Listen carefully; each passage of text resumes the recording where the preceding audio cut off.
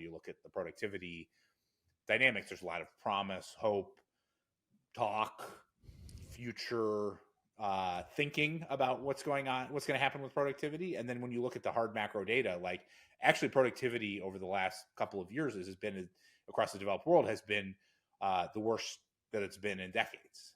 And so I don't see it, but it doesn't mean it might not happen. But that's the main risk. Yeah, it's funny. There was one post specifically about yeah. AI in regard to that. Yeah. I was going to ask you about that. You said the promised AI boom may be coming in the future, but for now it's looking like a yawn from a macro economist perspective.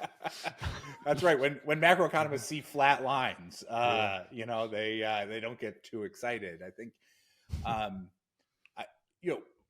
technological innovation and projecting technological innovation and the productivity impact of it, I think, is one of the structurally most challenging things from the perspective of trading markets or being from a macro perspective. Isn't that funny, Bob? It's one of the things people feel most certain about, isn't it? In any given moment, right. And I think that's right.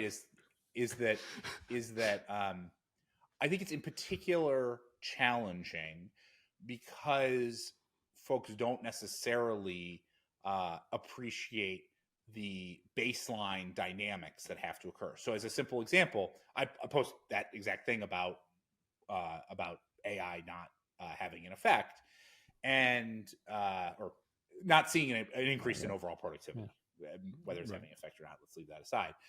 Not seeing that overall increase in productivity. And then, a typical response is, well, I know someone whose productivity was increased as a function of using ChatGPT. And that's not the question.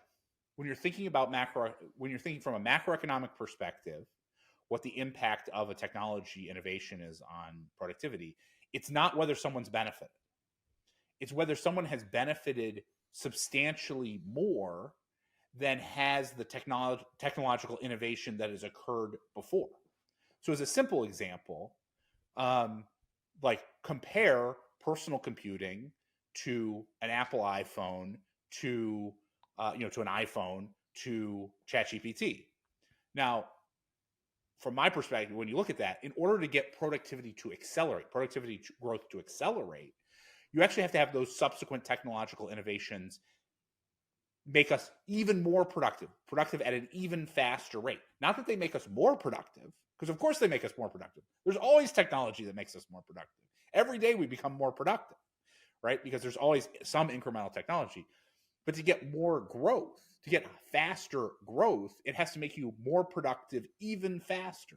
And so I think that's one of the challenges that always exists with technology, with framing technological innovation and having the right perspective of technological innovation. The question is not, does it help? The question is it accelerating your productivity at a rate that is meaningfully faster than all the innovations that happened before? I think that's the perspective that's super challenging for people to get their heads around, because it's very hard to understand, like indoor plumbing. Like, do you have an appreciation of how big a deal indoor plumbing was? I don't. I've always lived with indoor plumbing, So, but it was a big deal. You know what I mean? It was a radical difference. Air conditioning, refrigeration, like these are things that were radical shifts in terms of productivity enhancement.